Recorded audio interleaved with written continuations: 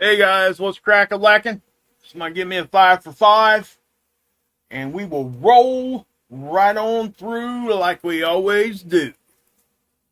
You know what I'm screaming? Y'all hear that? Hope everybody's doing good.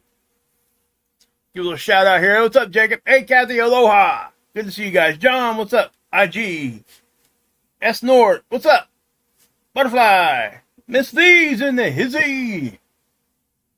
What's up, Mark? Piper, what's happening? Benjamin, what's going on? Hunty, good to see you. Shannon, what's going on? Guys, thank you for all the support you guys have been giving me here lately. I really do appreciate it. And, yeah, so I really do. Can't tell you enough how much I appreciate it. So, but with that said, please like, share, like it, share it, subscribe, please. What's up, BK? And guys, one of the biggest things you can do for me is share it. And then, you know, after the stream's over, you wouldn't believe how much more the video gets pushed out if you come back and just simply tell me where you're from in the comment section, or just say hi. Good video, bad video, whatever. But the comments really do help push that out a little bit more. So I would appreciate that if you guys could do that for me. And also, my super chats are now active. You guys can do that if you seem like you want to. I appreciate any kind of support that way also. I do appreciate it. It's not expected. Never will be. And then nothing's going to change as far as my content. But that option is there now. So, but anyway, guys, so we're going to go ahead and get on with it, I guess. Okay. Here we go. So, we've got multiple M flares. You guys see these? I mean, these are significant flares. These are not little babies. They're not monsters either, okay?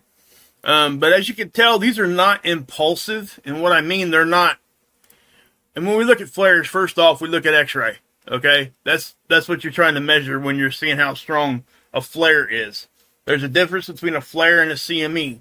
A CME is an actual impact of highly charged particles, plasma. Okay, it's charged gas. So that's what that is. And I'll say hi to everybody else in the chat here in just a few minutes. I'm going to go ahead and get through this first before I do any of that. But I trust my mods. Guys, please be respectful, be adults. I trust them. If they make a decision, I will almost 100% stand behind that. Now, if it's a mistake and they tell me it's a mistake, then I fix it. If somebody emails me and said, hey, I didn't mean to say it that way, it's this way, or even if they apologize, you know, everybody gets a second chance here, guys. It's not like anywhere else. I'm not a blocking machine. I want to hear people's opinion. I take criticism well. I actually take it to heart, and I do try to improve. Now, I'm going to tell you if I think you're wrong about what I've said or what somebody else has said, but, you know, with that being said, I do try to keep things a little fair, and I think I do a pretty decent job, and mainly because of the people I surround myself with. You guys. And it's just great. It just really has. It's been a true blessing for me. But, again, with that being said, so we got X-rays and flares. Okay, that's a, you know, when you get up in here, the R2 radio blackout, you're talking M5. Now, we'll talk about the X-flare stuff here in just a second. But we're also under a geomagnetic storm watch. We're under a flare watch. I mean, because we got this big, huge sunspot right in front of us. It's very complex.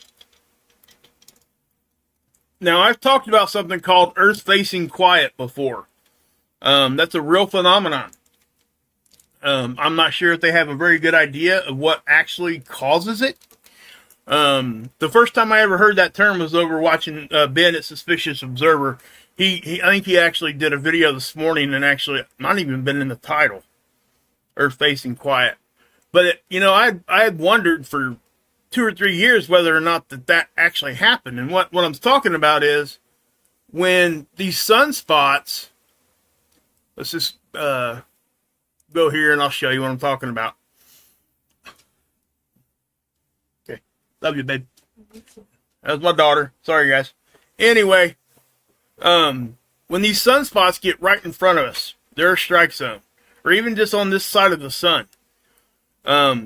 Oftentimes they tend to calm down. And I don't know what the science behind that is.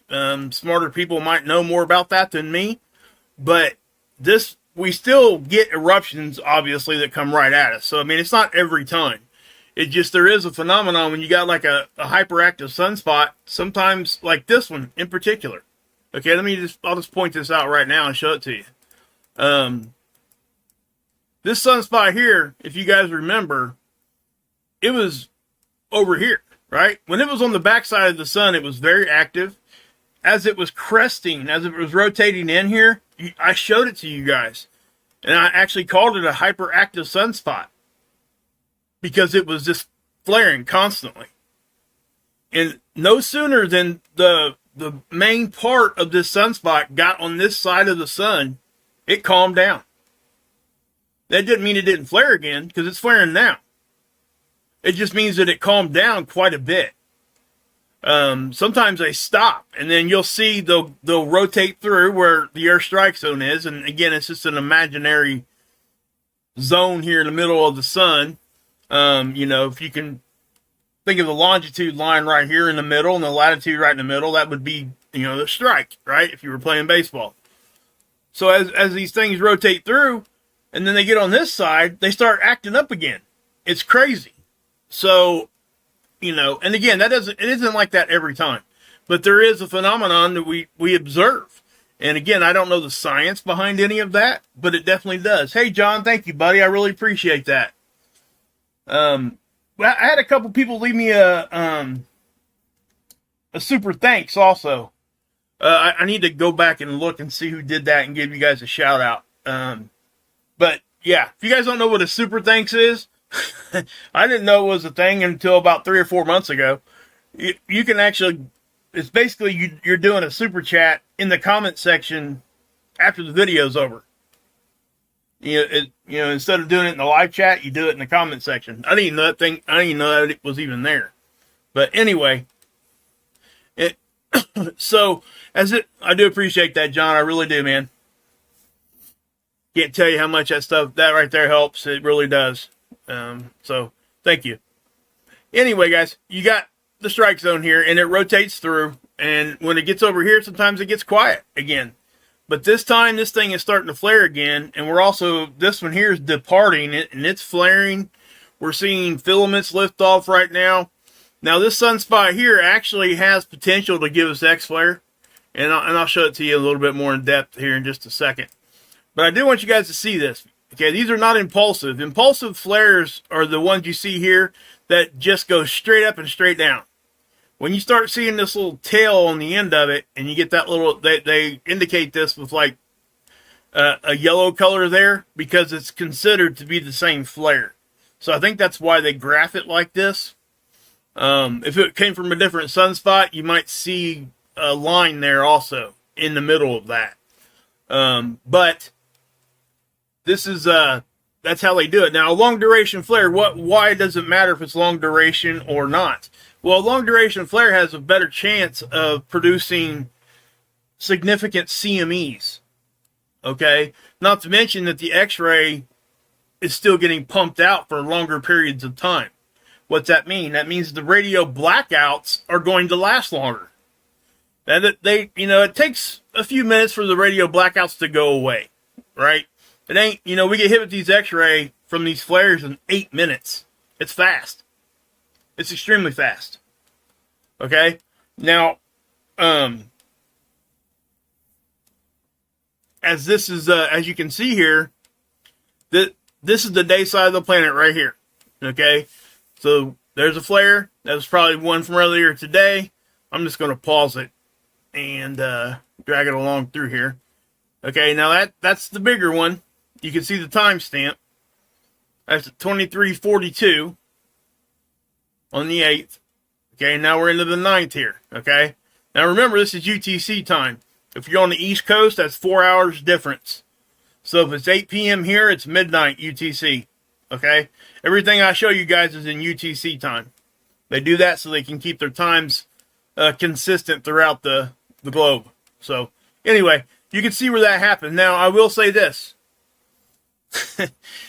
Australia's been getting bombarded with radio blackouts. Okay? And when I say bombarded, it ain't like, oh my gosh, they can't listen to the radio. They're having huge problems with this. No. I'm just saying that they're getting a lot of radio blackouts because it's been, like even this one. You can see how it impacted Australia. The last two bigger radio blackouts we had was right over top of Australia. And again, you can see how fast this stuff wanes down. Watch.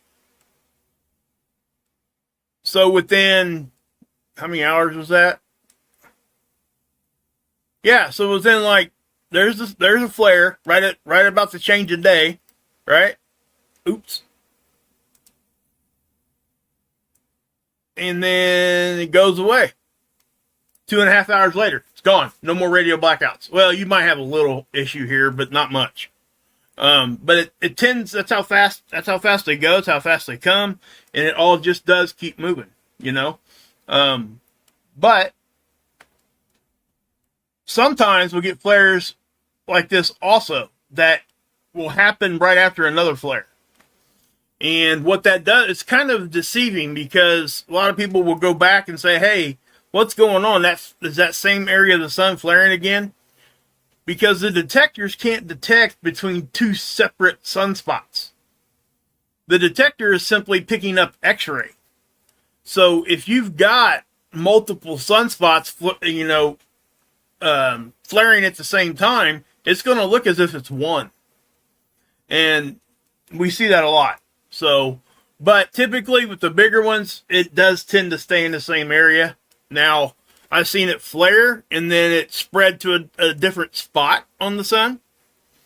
So the first thing I want to do here, guys, is show you guys SDO. And I'm going to address a question here in just a second, too. I might have spoke on it yesterday a little bit. I may or may not have, but I will here in just a second. This is SDO. This is a satellite. Right here. This image. Okay? Now, GOES has extreme ultraviolet imaging also, okay? But I'm showing you SDO. If I show you GOES, it would be over here. This one, okay? It says GOES 16 here on the bottom. Now, they've got GOES 18, they've got GOES 15. I mean, obviously there's a bunch of GOES satellites because those are the same exact weather satellites you guys get to see when you watch regular reports, you know? And that's just what it is. So, yeah. So sometimes they turn them the other direction and look out in space. So this is an extreme ultraviolet imager, right? And I'll explain why that means something here in a minute. But I want you guys to understand where SDO is at. I'm not going to explain this every video. I'm going to do it this time and probably one more time. And then I'm making a short little 1 or 2 minute video.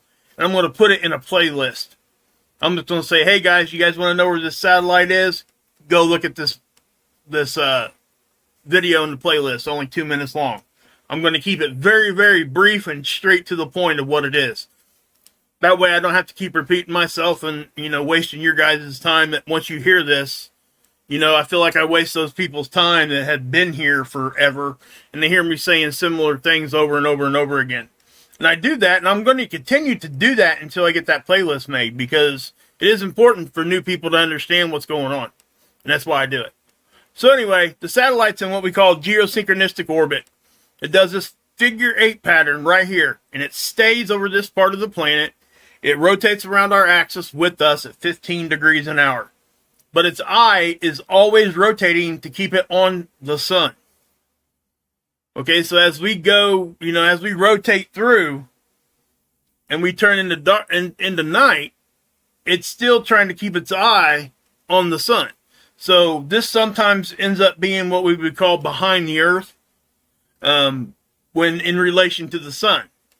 Okay, it goes to the dark side of the planet, not the night side of the planet, because it stays right here. And as it does such, it still keeps its eye on there. But because of its position, every once in a while, twice a year, there's what we call eclipse season. Okay, see how this satellite right here, see what it's doing? It's showing you what it's doing. Okay, you can see it rotating. It's moving its eye. This one here shows it pretty well also. This is probably a better one to show you because the whole thing's moving. That's exactly what's going on. Okay, so it stays over the same part of the planet, but it rotates like that.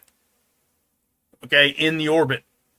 Now, because of the eclipse, what happens is the Earth will sometimes pass between the satellite and the sun. And it will eclipse the satellite. And so it looks like something funky is really going on. But if you guys were to come over here, you can actually go, check it out. And they will tell you exactly when those things are going to happen. Years in advance if you want to know. So it's not like they don't expect that. It's just something that happens. Okay. So anyway, I wanted you guys to see where the satellite was at before I moved on with that. I am going to go ahead and X out of that one. So, okay. Now, this thing erupted, right? That's where, actually, I'm going to, let's go ahead and bring up another one. I'm going to bring up the 94 angstrom. And when I say angstrom, guys, it's just a part of the light spectrum. We can't see extreme ultraviolet with our eyes. Our eyes see very little of the light spectrum. So this is able to pick up that part of the light spectrum, and they assign it a color. And they do that so they can see specific gases. And again, this is all going to be in a playlist before too long, because I do repeat this often. And I'm not going to say I ain't going to ever repeat it again, but I'm not going to repeat it as often. So I don't think I can keep doing it every day. You know what I mean? But anyway, let's take this back. And guys, if you ever go over here, please go over here to ISWA, ISWA, and you'll get to this website right here, and you can see all kinds of different satellites and everything. So, but if you come over here and you're on the SDO one, you put how many number of frames we get to see. The max is 300, and this is actually controlling the speed at which we see it. Okay, the max on that's 15. So I usually do that, but you make sure your slide bar is all the way here, because what it'll do, if it's here, it'll start from here and go backwards. Okay, so if you're ever over here on this model, I encourage everybody to go play with this And not even kidding. Thank you, Violet. I really appreciate you. Thank you so much. Thank you, thank you, thank you. I get, I just get, is it wrong to be embarrassed when I get a super chat? I mean, honestly, it really, well, thanks, man, girl. I appreciate that. I mean, cause I'm not afraid to do that. You know what I mean? And I'm not afraid to sound repetitive. I'm not afraid to do any of that stuff, but I do think that people like yourself have been here for a long time.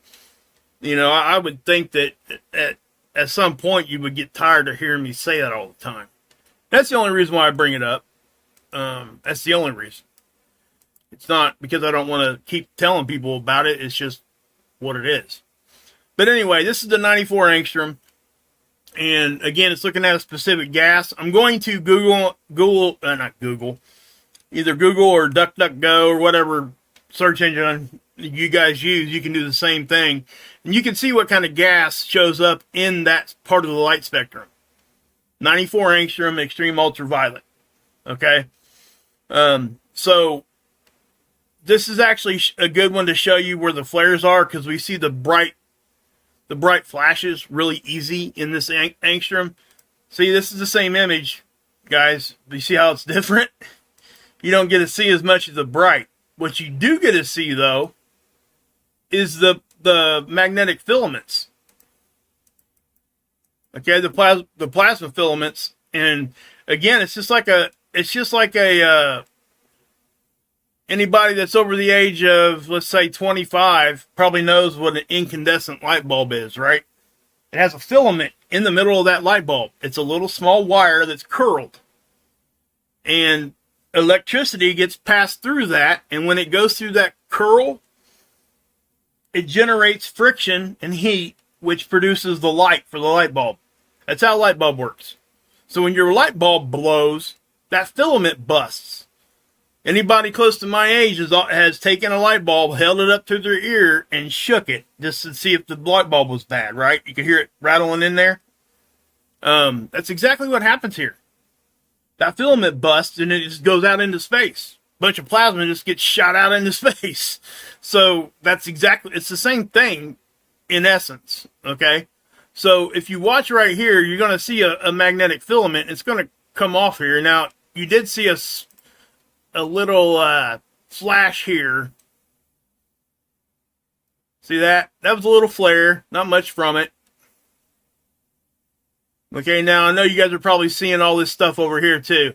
I'm not really talking about this over here right now because it's not going to affect us. Okay? That's the only reason why. Okay, and then if you guys watch right here, this filament will actually start to release off. You can probably kind of see it doing it already. See that right there?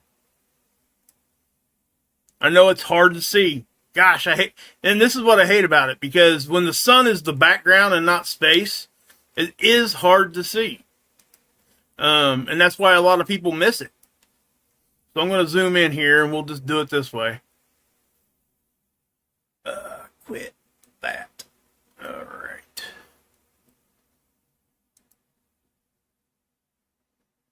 So, this is the filament right here, and again, I'll show you guys.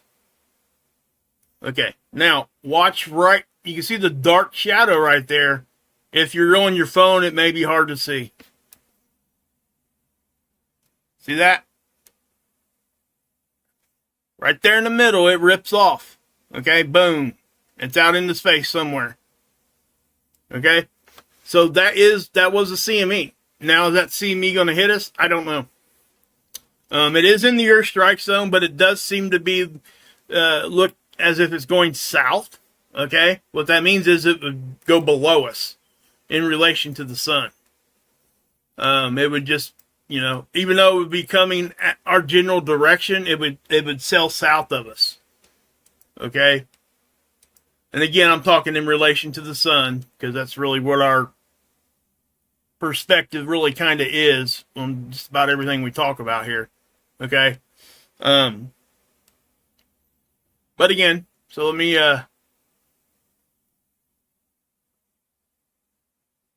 Okay. You actually get to see that. Might see it even better with me zoomed out. Watch right here.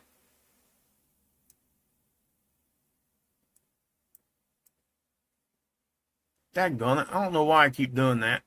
Sorry, guys. Yeah. So you can see it popping off there, and there's other eruptions, right?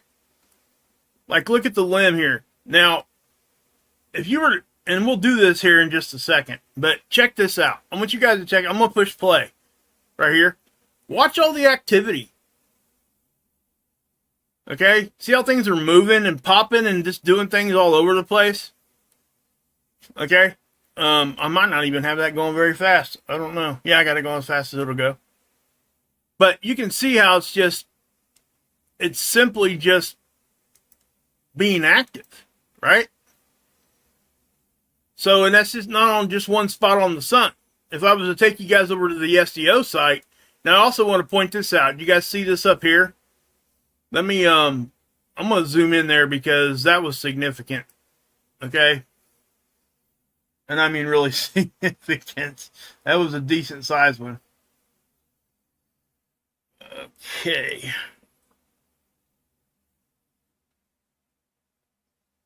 All right. So you watch that. You see that? That's what we call solar rain. That's plasma going back to the sun on one of those magnetic connection lines. That's what you're seeing. Okay? So let me see all that. That's not a CME. Okay?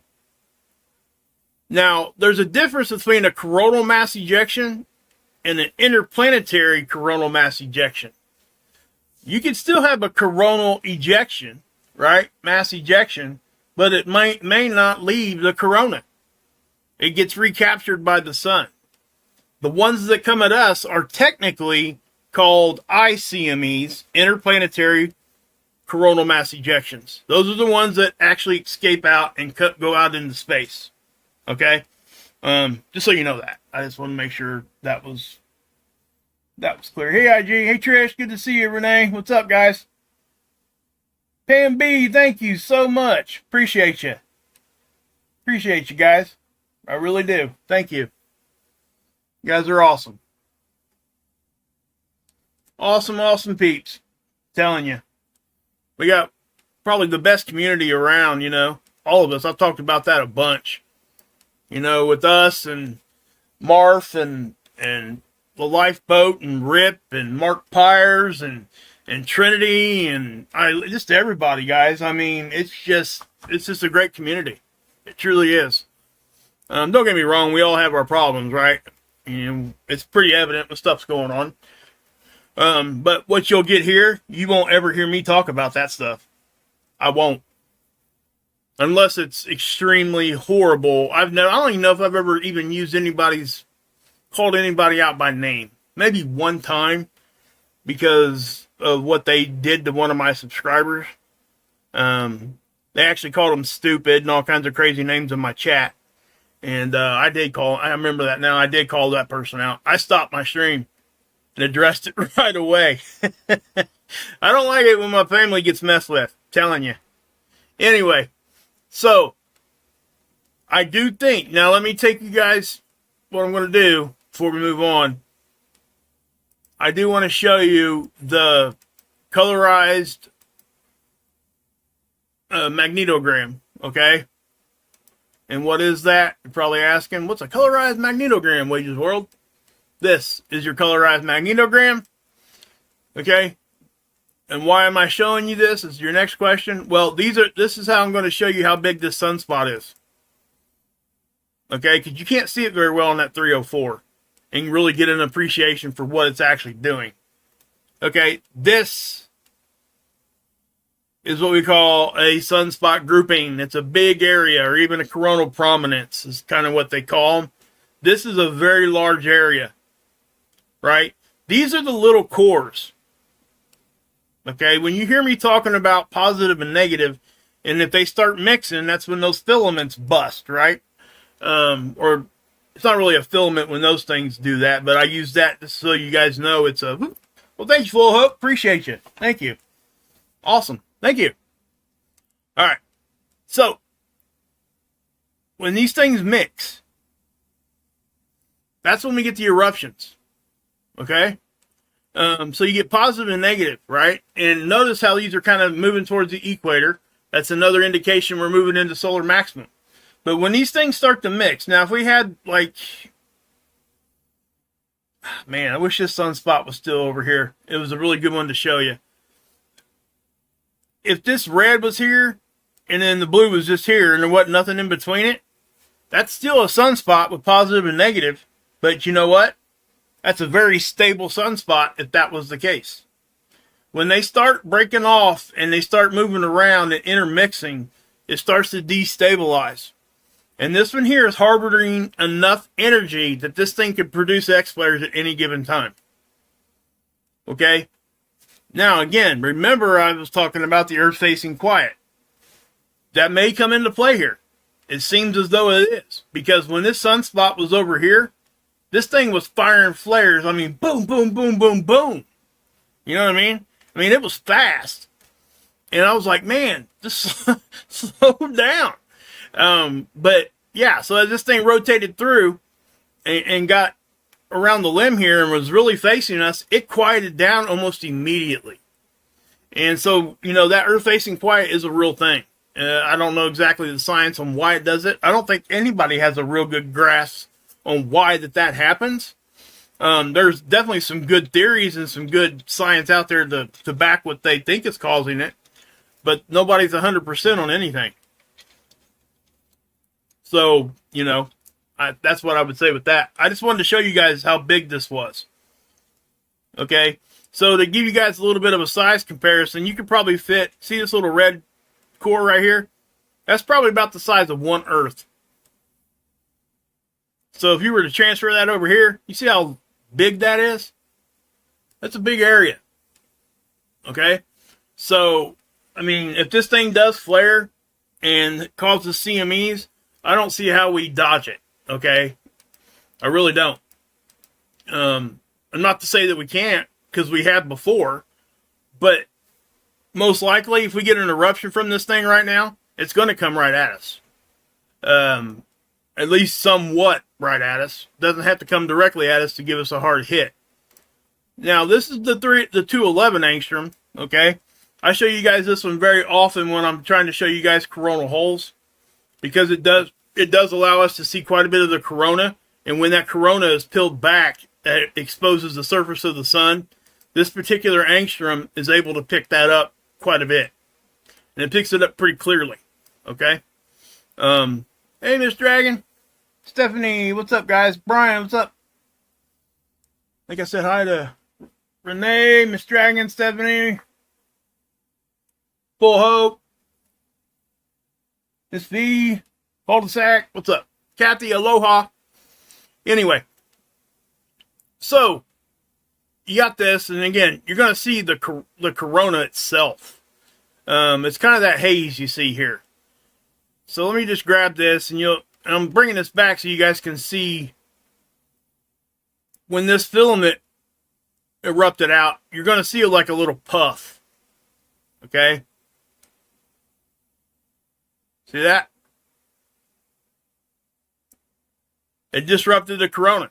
Okay, so when that filament lifted off, it definitely was a CME. Now, it doesn't look very strong, I have to say. Okay? Doesn't look like a very strong one. But it did lift off.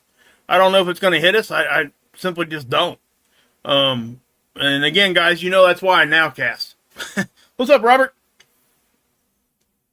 So, anyway. And this one over here was actually flaring too. The 94 angstrom was picking that one up. Man, I have done that like 12 times.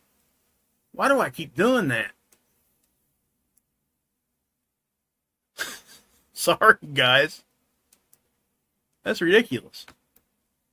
So did you see that? Okay, that was from like 2 days ago. Right here. That's the one that they think might be hitting us on the 9th. See that?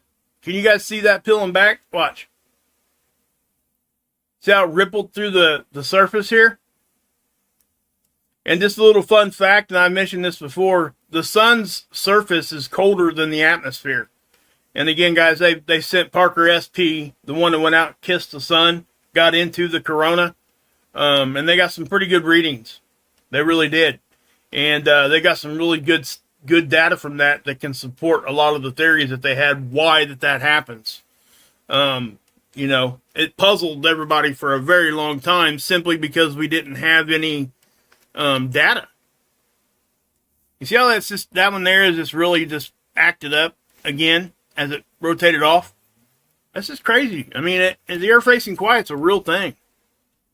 So let's yeah, okay. So let's go to seeds, and we're going to check out what we got here.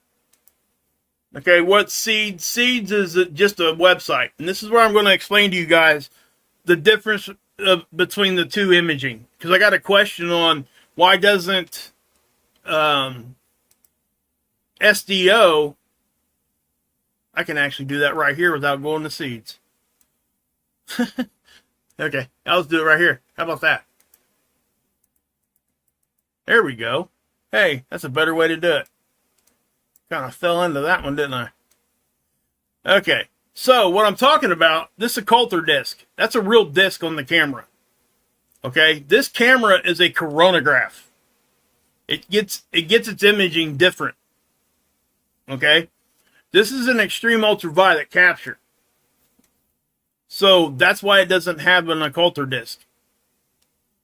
It's basically you got something basically producing this image digitally. Okay, I'm not going to go into detail, but it's from the detectors and everything else on it. And again, I'm not going to go into huge detail here, but because it's outside of our visual light spectrum, it's able to do things like this, and that's one of the reasons anyway. At least the way that I understand it. Now over here on the coronagraph, we have to block the light or the coronagraph doesn't work. Guys, they use coronagraphs for a whole lot of things. One of the things that I like to mention, because people can kind of understand it, they will set up a coronagraph at gun ranges, and they're able to test the speed if you shoot through that coronagraph. Through the coronagraph beam. You can't see the beam or anything like that, but if you shoot it through the section where it's trying to take the image, it'll detect speed. Okay? So that's what that is, you know? That's a coronagraph. It's the same technology. It's just out there in space looking at the sun. Something was pretty cool with Soho here, and that's what this capture is here on the right. That's from, again, that's the Soho Observatory on this satellite. Okay, the Earth is here, and it's right out in front of us. Again, this is one of those things I'm going to be putting in a playlist. You guys can, I'll just point you to a playlist, 1 or 2 minute video, and you can check it out, right? So, yeah. So with that being said, that's why that occulter disc is there. It was a very, very, very good question. I don't know that I've ever had to try to explain that to somebody before. So I really do. I appreciate those kinds of questions. I have to go back and look and see who asked it, but I replied to them in the... I try to reply to almost all the comments, guys. Sometimes I don't always achieve it. Sometimes you'll just get a thumbs up and a heart. If you see that, just know that I actually read it. I just didn't have time to reply. I don't want to give you just a generic thank you and move on. I could if that's what you guys want, but I think a heart and a thumbs up on the comment is significant. Good night. Good night. So anyway, thanks again for the super chat. Pam B. Send some support. Okay, cool. Yeah. Prayers for Pam B, guys. Let's get some ones in the chat for Pam B, please. She's sick, so please give her some ones or some praying hands in there. Oh, that's right, Nita. It was you, wasn't it? Okay. Yeah. I hope I answered your question good enough there. Hey, Stephanie. Hope I did. Hopefully you guys understood that. Hey, man, girl. IG's in the hizzy? Heck yeah. Yeah. Hey, Ripper, what's up? Hey, look, who is that? That's my daughter. You hear that? You see that right there? Avery? I know it looks like a Vari, but her name is Avery. Her name, and it's so appropriate, means a gift from heaven. Avery Grace is her name. And when you spell it like we spelled it, which is why we did so, and she's a true gift. She is, well, her and her mother are my heart. I promise you that. My sons too. But, you know, they got a little bit more of my strength, I guess. We should say it like that. Just so I don't embarrass my boys. I love my whole family. That's why I'm still here on this planet. I'm convinced of it. Anyway, hey Trish, what's up? Okay, so anyway, I'm glad you asked that, Nita. I really am. I truly am. I've never had anybody ask me that. Yeah. I can't believe it, honestly. I mean, I've been doing this for a long time, and nobody's ever asked me that. I mean, it's a really good question. So, yeah, I'm really proud of my daughter. She's been doing dance choir, and she's on something called the Devilettes. It's a dance group at the school. I call it a dance group, but it's not cheerleaders, but they go out and it's like color guard type of stuff. They dance and they do a really good job, and she puts a lot of effort and work into it. And I can't tell you how much, yeah, I couldn't even say how proud I am of them. I couldn't put it in words. That goes for all my kids. But anyway. You didn't count me down. What? I asked you to count me down. Go ahead. 3, 2, 1. Love ya. Get that smelly stuff out of here. Guys, she's sick at the moment. She was drinking some NyQuil. Sorry, that's real life. You know, life with kids. Telling you, wouldn't change it though. Okay, so, and I know that I kind of squirreled a little bit tonight, but I really want to get into, show you guys this stuff, and I'm going to get into more detail as we move on. Hopefully the playlist will open it up a little bit to where I can really concentrate on some other stuff for you guys too. But this is the magnetosphere. Okay, the sun's off to the left. It's sending space weather from left to right. Okay. And when you see, this is the density, right? You guys see what this is? Anybody that's been with me for a while is going to understand what I'm getting ready to say. This is completely white. What's that mean? That means that there is like no density hardly at all. And I was surprised because I went over here. This is the same kind of model. All right, but this is the Australian model. It's showing us the same thing, just in a different visual. This is your satellite line. What's missing? The bow shock isn't there, isn't it? It's up here. You see this? That's a little piece of the bow shock. It's so far out in front of us right now. What's the bow shock? It's the point where solar space weather or solar wind hits our magnetic field.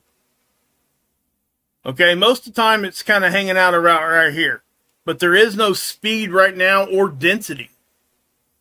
And does that mean anything? It absolutely doesn't mean a whole lot. But what it does mean is that if we're in this position right now and we take a big hard hit and we can't, if our magnetic field isn't quite in a position to really be ready for it, we could take some pretty decent hits. But I was really surprised because, like,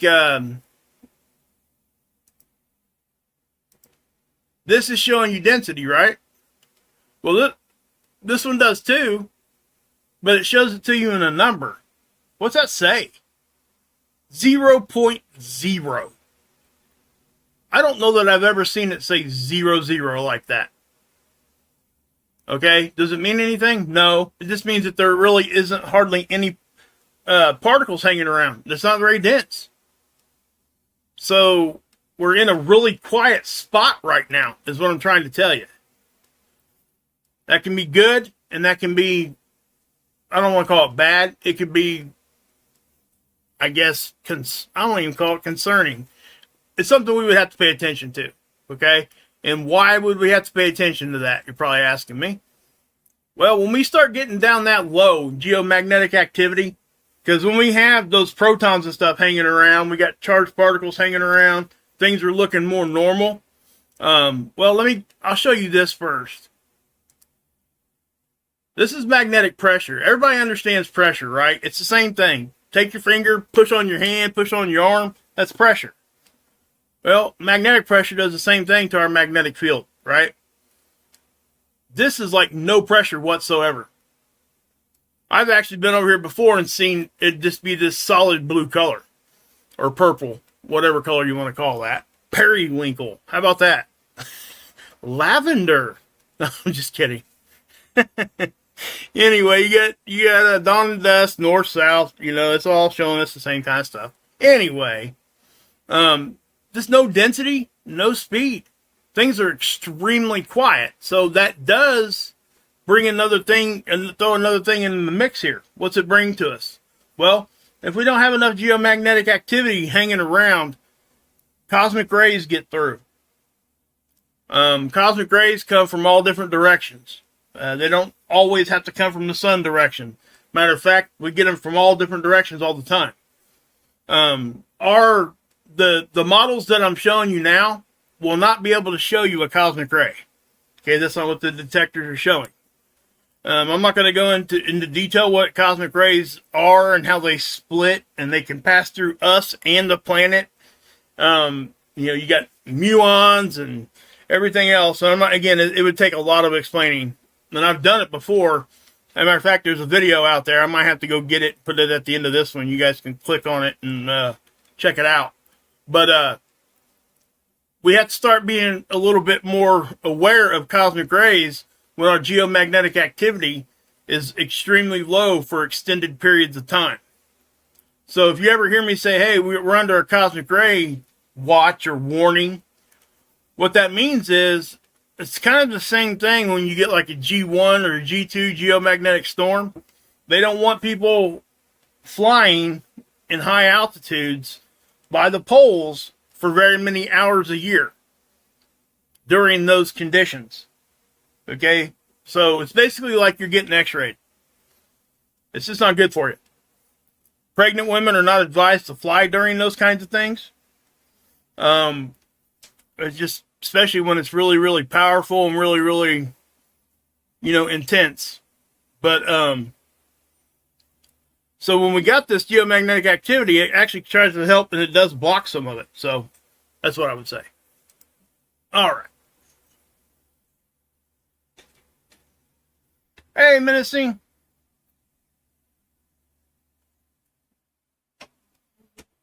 Love you too, baby girl. All right.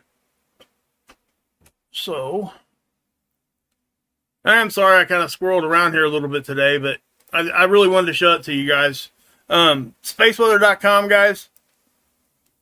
They're talking about the Sunspot 2, Dr. Tony Phillips. They were actually able, the Mars rover actually seen this sunspot when it was on the backside. That's significant because Mars is out there way further than what we are. But he actually talked about this last week, I believe, when they first recognized that they were seeing the sunspot. But that's how big this thing is. Okay? And it's held on, and we can see the backside of the sun by the new technology that they have now. They're using seismic activity on the sun to map out what the backside of the sun looks like. Okay? But yeah, so that's what's going on. And if you want to know the number, it's AR3576. I don't usually get hung up on those numbers unless I'm trying to show you two different CMEs from two different sunspots. Okay? For what I do, what I'm showing you guys, the number really does, I don't really have to say the number. It's easy to find. I mean, you guys can come over here and look at them here. I mean, we got 1, 2, 3, 4, 5, 6, 7, 8, 9, 10 sunspots right now facing Earth. And let me show you the difference here real quick. Okay, let me, okay. So you see that this isn't really going to be that great of a example, but what I'm going to do, you see the kind of bright areas, you see, I'm going to take this back. We're going to go back to 2000, I don't know. Let's just go back to 2021. How about that? Let's do that. Okay? Hit apply.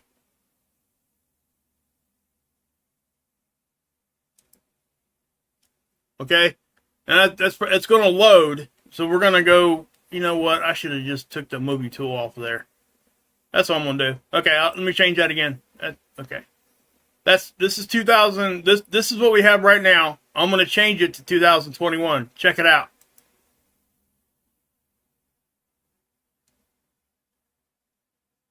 See the difference? It blows people's mind. This is what we're talking about. Okay? And I say that, but, you know, with all the being serious that I can muster here. So this is what we have today. 2021, this is what the sun looked like on the same day. February 8th, 2021, this is what the sun looked like. Okay? So you guys can see that, right? You see the difference. This is what, and this is the difference between solar minimum and us going into solar maximum. There is a huge difference, and this isn't even as drastic as it gets. I can show you other images that'll really show you. This is the same satellite, same imaging, everything. So you're getting a true representation of how much more quiet it was. We had one sunspot. It just, yeah. So just thought I would, yeah, I'm seeing some wows and stuff in there. Yeah, exactly. And that's exactly what we would, you know, people don't understand that until they see this. And that's why I like showing it to you guys, because it's a very good visual. I've done it multiple times, and I can show you in different angstroms too. Let's do this real quick. Let's just take it to the 171.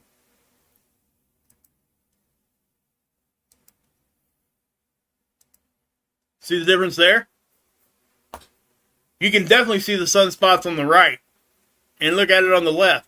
Look at how far the gas of the corona is lifting up here. It's off the image. Over here on the right, you go over here, you can see it. You know, it's barely coming off the surface. So when I say that there's a big difference between solar maximum and solar minimum, this is what we're talking about. And this is why we would expect more activity during these kinds of, during these times. That's why it matters, okay? The chances just get increased. It doesn't necessarily mean we're going to catch some big, huge flare this sun cycle. Okay, there's numbers out there to show you, I think, what is it? 3 or 4. It's pretty low when you're talking about like a direct X-flare blast to us. So, I appreciate you, Nita. Thank you. Yeah. So, I mean, and it really does. It really puts it into perspective for people. Yeah. You know, and I used to show this a lot, but I was trying to wait till we got into solar maximum. And just to give you guys, because I've been here since solar minimum, right? My channel's been here for quite some time now, and when I first started doing my channel, we were kind of in this kind of a routine. Okay? So when we would see like a high C-class flare or an M-class flare, that's a big deal. Because nothing's going on. So when we do see those, you know, even the moderate size flaring, during solar minimum can really impact us. How will Sunday... Oh, yeah, thank you, Kathy, for reminding me on that. We are... Sorry, guys. Sorry about that. We are expecting a CME, either glancing blow or they think it's going to be a glancing blow. Okay. So let me show you what caused it. Let's go back here to, I think it was on the 7th when this one got erupted out. Let's see. Yeah. Okay. It was the day that, remember we got the big one that blew off the back, and I couldn't tell if it went off the back or was coming right at us. And I did the video saying, hey, it's coming at us. And I was wrong. That's the day that one, it might have even been on the 6th. Let me take it back a day. I think it was. Yeah, there's that blast. So here's the other big one, watch. Okay, yeah. That's the one that, you know, that, and it's case in point why I now cast. Right here. That's why. Because when you look at something like that, and I know better too. That's what made me so mad at myself. And why I say that is I come out here every day and I tell you guys, hey, have patience. Have patience when you're looking at these things. We don't have to rush out here and be the first to give somebody the information. Right? Well, I did that. That ain't why I did it. I did it because I wasn't going to be home later on in the afternoon to give you guys an update video. And so when I did, I came out here, and this is pretty much all the data I had. And it looked like it was coming right at us. But it went off the backside. So, yeah, I got that one wrong. And again, if I had just been nowcasting instead of trying to forecast, you know, and again, I'm not going to like wait till something happens to come out and show you like when things are hitting us, unless I don't have time, right? But if I'll try to at least give you guys a day leeway of whatever, but I had time, right? I could have waited a day or so to talk about this. I mean, I just still would have showed it to you guys anyway, but I would have said, hey, I don't know which direction that's going. Give me a day. Let the data come in, and then we'll talk about it, right? That's what I should have done. And I made a mistake, and I didn't. I broke my own rule, and I got bit by it. You know what I mean? I'm not afraid to make a mistake. So, and people can criticize me all day long. I take their criticism seriously, and I do try to improve. So, I know you guys know that already, but this right here was a big eruption, okay? As you can see. That thing really did. It lit it up. But what's hitting us, not really concerned, but what we're looking at now, what they think is going to be hitting us. I'm trying to get back to it. Sorry. Sorry for all the clicking. That one. Okay. This one did go a little south, right? But it also had a Earth-directed component to it.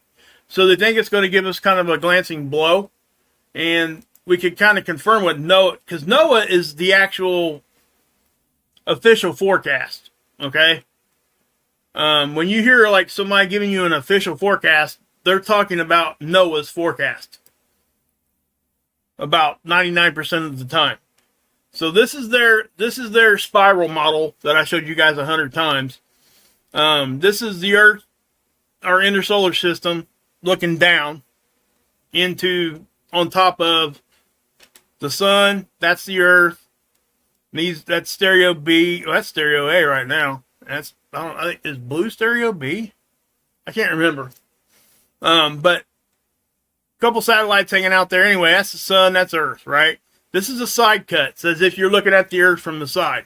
So it allows us to see north if it goes to our north or to our south, right?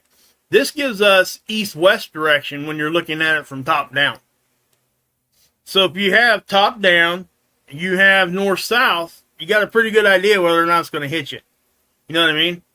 So as I push play here, you're going to see here this little blip right there. Okay. And what this does, it gives us 2 days historic data. And then it tries to forecast. Because right now we're actually here, right? Probably even closer to here. What time is it? Yeah. We're almost here. So they haven't updated this in like 2 days. They haven't needed to, I guess. I don't know. Sometimes they update this, but one thing I do like about what they do, if they forecast something and something changes, like they get more data and it's going to change the actual impact that we're going to get from it, they'll come back on here and they'll change it. I hear people complaining about that all day long, and it irritates me because would you rather just them say, hey, we got new data in here and now it's going to do this? Would you rather them just not do anything at all? I don't get the thinking when it comes to that. But anyway, it tries to give you a forecast 5 days out, right? I do not trust 5 days out ever. I can probably count on one hand how many times it's been right that I can think of 5 days out in advance. And it probably still wasn't like exactly right anyway. But anyway, I do trust it a couple of days out in advance. At least enough to be able to tell you guys, hey, I think this is what's going to happen. But you can see, this is the density up here. We're going to get, and this is what I'm talking about, okay? People ask me this too. This is a question I get quite often. How come we get to where we have no particles here? Well, it depends on what kind of energy we're getting from the sun, a lot of. Plus, we get a flushing effect from higher speed. Okay? So, if we're getting higher speed solar wind for a prolonged period of time, and the density is low, it will go even lower and it'll flush out some of the more dense areas and it gets pushed out the back. Basically, it's just cleaning it. You know what? I look at it like this. It's like walking outside after it rains and looking up at the sky. You know how crisp and clean it typically is? That's kind of like this. That's just how I think about it.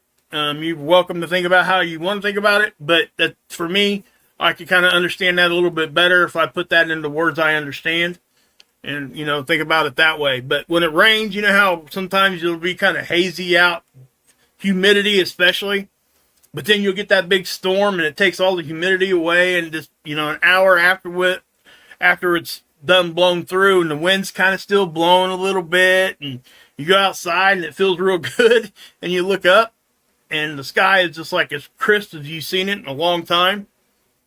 That's kind of what I'm talking about right here with these charged particles in space. So it kind of flushes things out the back, and it kind of almost gives it like a clean slate type of thing, but not necessarily in that word. But with that being said, we got this low density, right? And now, if we go from no particles at all to going to this, like immediately, that's going to be a shock on our magnetic system, okay, our magnetosphere. And it could hit us, and it could give us a little bit of a jolt. You can see how they're actually predicting kind of like almost a double little hit here. Because it kind of goes down, and then we take another little increase. So there may be like a coronal hole stream that they're expecting to come in behind it, or maybe even another small little CME that nobody really seen, but it's just kind of carrying stuff with it. You gotta think the Earth is going through space like a boat going through water. It's just pushing things to the side, right? So when the CME is kind of doing the same thing when it's coming at us, right? It's blasting through space.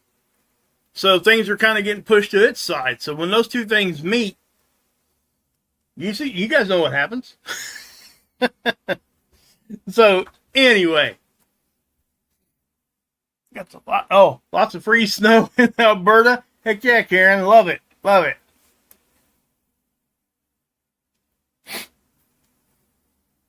Miss V, man, I there's a lot of people that feel that way. She said, you know, Miss B says, you guys can keep it. I'm not really a snow person. I'm kind of the opposite.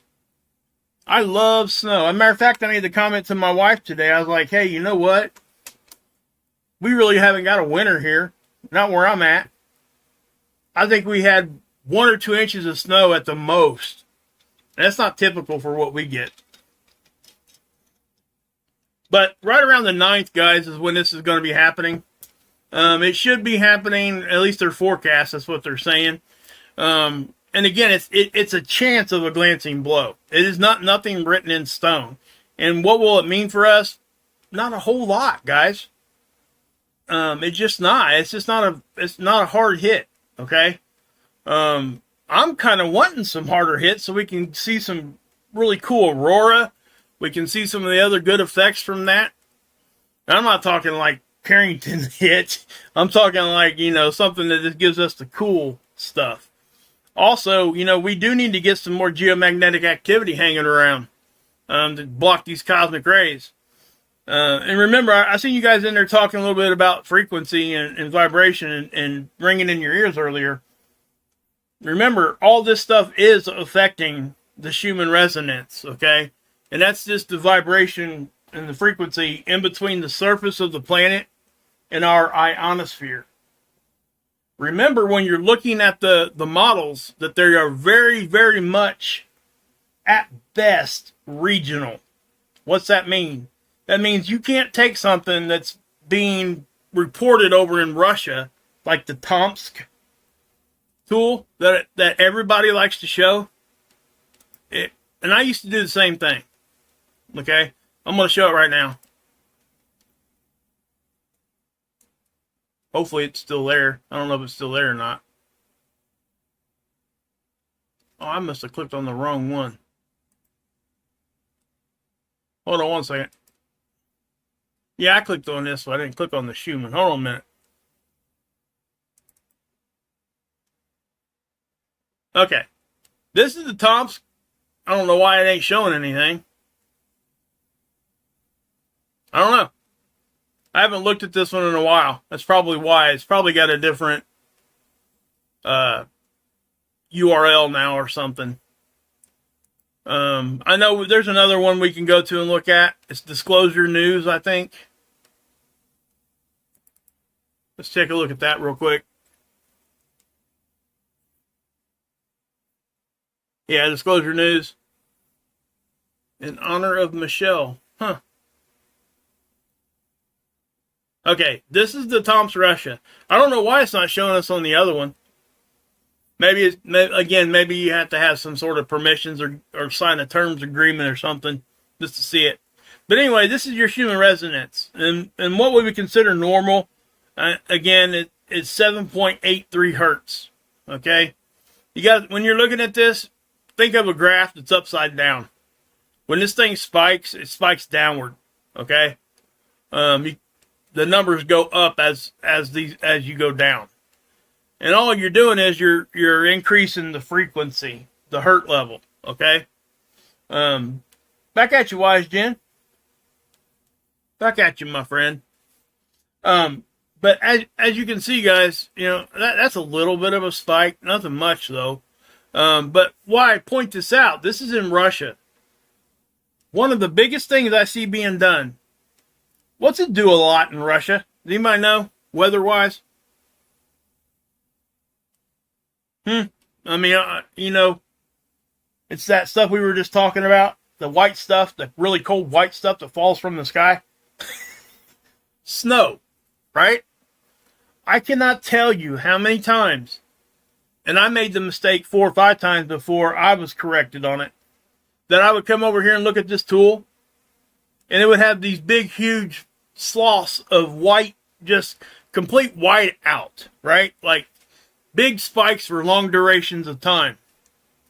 If you were to click and you were to go in and actually look at the site itself, where it tells you where it's getting its data, it actually has a section there where you can go look at the news of that particular station, that data collection station. And almost every time I seen that happening within like a 2-month time period, there was snow all over the detector. Are you hearing what I'm saying here? Snow was all over the detector, so it affected how it was being read. They don't man these things 24/7. I would highly encourage you guys to Google a Schumann resonance detector, and you'll be surprised how simple and how little and how, well, frankly, how cheap they look. But do that. Just Google it and go look, man. I mean, but what I'm saying is, if that same detector was in my backyard, I didn't have no snow. So my resonance would have been different. And even if both of us didn't have any weather, say it was perfect conditions outside and we were just measuring the Schumann resonance. I was over here in the States, there was somebody over in Russia. Same thing. I'm on the phone with them, right? And when you look at our readings, they're not going to match. They're probably almost every time they're not going to match. These are regional at best. I would even say local. It's just that way, guys. Frequency is very easily manipulated and can change very, very quickly by a whole host of different things. Okay? Do this. This right here will explain it to you guys. Everybody has a fan at home, right? Go sit in front of the fan, turn it on high. Turn your head to the left so your ear is facing the fan. Take your hand, don't touch the fan or your face, and just run it in between you and the fan. You're going to notice a sound difference. Your Schumann resonance just changed by doing that. Okay? That's why you can get online right here on YouTube and go dial up any hertz level you want and play it. It truly is like that, guys. There are healing hertz levels. There are levels that can, when you play them, they can help you sleep. They can make you feel better. All these things, right? And it really does mess with us. It can make us sick. There's something that they used to call space sickness. They actually pump 7.83 hertz into spacecraft so the astronauts don't get quote unquote space sickness. They literally will go nuts if they do not have this for extended periods of time. Okay? Same thing goes for people that are working underground. They do the same thing. All right? There's even been, I've heard reports, and I've seen a study once too, where you know how the coal miners used to take birds down there, and if they would run into like a gas pocket, it would kill the bird, so they knew that they needed to get out of there. Well, they've had those same kinds of birds die off like that, but they couldn't relate it back to any kind of gas increase. It was the resonance caused that bird to go crazy, and it killed itself. I mean, that's what I'm trying to say. So you have to, I'm not saying you can't go underground for 2 or 3 days or go up in space for a week. You're probably not going to feel the best in your head mentally. But it would take probably a good extended period of time without having the proper resonance around you. And you would literally go crazy. Go for it, main girl, for sure. It's crazy. But yeah, it truly is. What is solar news? Disclosure news, you mean? Right here? Solar news is, I think I say that sometimes. It's just me saying, hey, I'm going to talk about space weather coming from the sun. That's all that means. To me, anyway. But if you were talking about what site this is disclosure news. Yeah, go check them out, guys. I mean, they do a good job over here. They really do. But remember, when you're looking at this, that you have to take into consideration, and it does look like they may be showing you different stations, too. Okay? They may not just be showing you Russia, Tomsk, Russia. They may be showing you different detectors throughout the planet. And in my opinion, that's what needs to be done. And if you really want it to be down to you, get your own. They're not really all that expensive. And you can see what the resonance is in your backyard. So yeah. Okay. So let's see here. There, Dr. Tony Phillips, go check him out over here at spaceweather.com. Minor G1 class geomagnetic storms are possible on the 9th. CME is expected to pass close to Earth. Let's just click on this hyperlink. Guys, you guys, please go over here and check him out. This website is just really cool. Yeah, it's the one I just showed you guys. Yep. See it? This is just a zoomed out version of it. I showed you guys the LASCO C2. This is LASCO C3. It's all on the same satellite. This is just a more zoomed out version of it. Okay? So it is from that CME. That's what they think is going to hit. So, yeah. So if we do get a glancing blow from that, we may get a G1. And frankly, guys, you guys won't even know it. There's just not a whole lot that comes with a G1. So. All right, guys. I think I am going to go ahead and pop off. I'm trying to figure out a time where you guys like me to come on. I mean, there's times throughout the day that I can't. I'm trying to watch the numbers and see how many people come and watch. It seems like tonight the consistent number is kind of low, but it is Thursday night, and that's usually kind of slow anyway. But anyway, I'm just trying to reach as many people as I can. I'm going to be here as much as I can, just so you guys know. I just want to know what the best time is for me to actually go live. But yeah.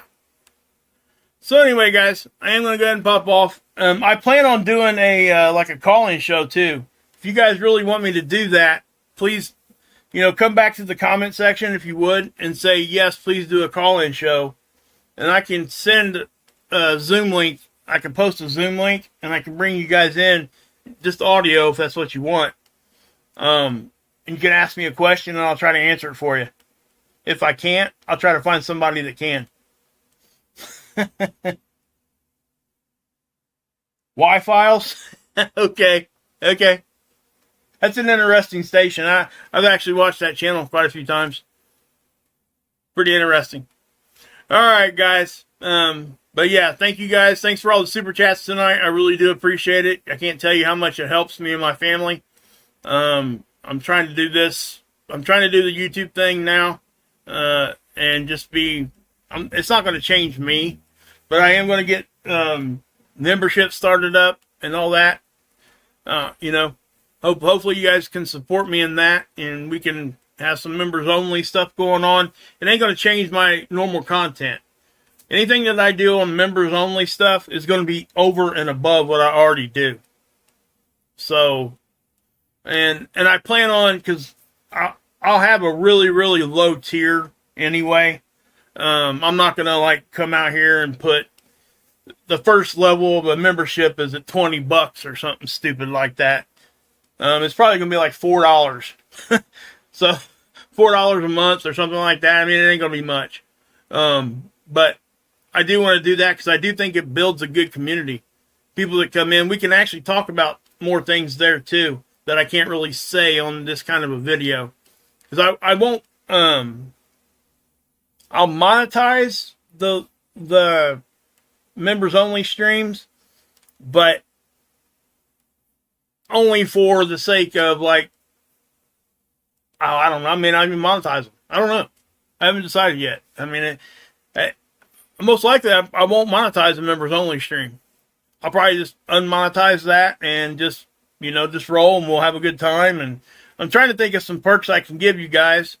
And I've got some ideas, but I'll bring them to you guys here in the next week or two, and we'll discuss it, and we'll see what we can get. So, all right, guys.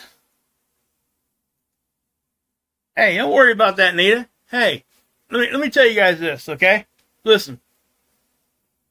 Please don't apologize for not being able to do stuff like that. That bothers me when people do that. Because I don't expect it ever. Okay? When it does happen, I'm very appreciative because I always am. But it's never expected, and I never think any less or anything of anybody. I promise you I won't. It just doesn't happen for me. That's not why I do things. I am not that person. Which is why I've had my channel for over 5 years now and never monetized. You know, and I'm in a position now where I need to, just to be honest. So, you know, it is what it is. I'm not going to go into that kind of a thing. I'm not here to do that either, but that's why. So, anyway, guys, I'm going to go ahead and pop off here. And don't ever feel like you have to give a super chat or anything like.